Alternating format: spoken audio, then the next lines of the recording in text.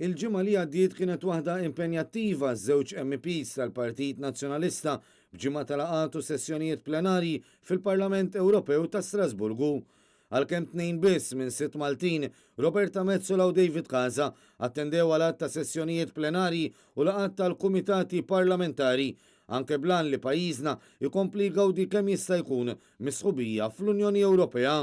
Grazzi għal din il-ħidma l-kap tad-delegazzjoni tal-Partit Nazzjonalista fil-Parlament Ewropew, Roberta Metsola, fil-jiem li għaddew kienet innominata t-tielet darba bħala l-MP tas-sena għal qasam tal-ġustizzja.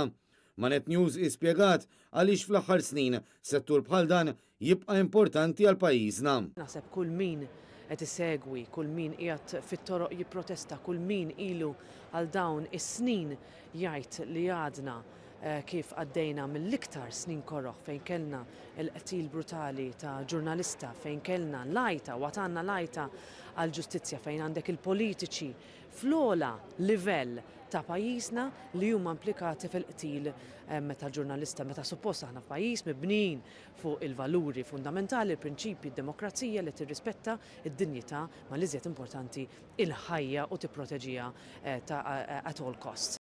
Roberta Metsola komplit li fil-Parlament Ewropew qed tkompli l-ħidma sirja biex għal darb'oħra pajjiżna jerġa' jibda jgawdi mill-kredibilità li qed itellif għall-Gvern Laburista. Minnaħa tiegħu il-membru u kwestur tal-Parlament Ewropew David Casa tkellem f'waħda mis-sessjonijiet tal-plenarja dwar l-importanza li l-Kummissjoni Ewropea tpoġġi lil pajjiżi bħall-Emirati Arab Magħquda fil-lista sewda tal-pajjiżi li għandhom regolamenti dgħajfa kontra l-ħasil tal-flus.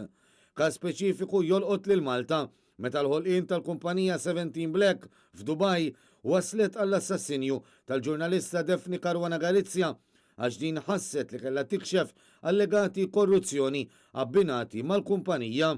Casa tenna li pajjiżi bħal dawn jistgħu jippermettu l-kriminalità finanzjarja mingħajr ma pajjiżi oħrajn bħal dawk fl-Unjoni Ewropea ikollhom il-ġurisdizzjoni finanzjarja biex jikkontrollaw. Iżda dan mhux aċċettabbli. Appellajt lill-Ewropa l-ewwel nett illi konna mekkaniżmu li jaqsam informazzjoni bej l-FIUs tal-Ewropa. U appellajt ukoll biex l-Ewropa tara li ġurisdizzjonijiet ta' pajjiżi terzi jikkoperaw mal-istituzzjonijiet Ewropej, mal-ġurisdizzjonijiet Ewropej, imma jekk ma jsirx dan għandu bżonn ikun hemm konsegwenzi. Jiġifieri dawk il-ġurisdizzjonijiet li ma kkoperawx mal-Ewropa fejn aħna nkunu qegħdin ninvestigaw ħasil ta' flus u korruzzjoni, għandu jkun hemm konsegwenzi serji ma' dawn il-pajjiżi illi sfortunatament ma jkunux qegħdin jikkoperaw. U allura iva il-ġlida tagħna biex inkunu nafu l-verità dwar il-kumpanija 17 Black, dwar il-korruzzjoni li saret, irridu neqgħu nkomplu sal aħħar. L-appell ta' David Casa sar ukoll fid-dawl tal-fatt li hu l-kellim tal-Partit Popolari Ewropew dwar il-miżuri kontra l-ħasil tal-flus.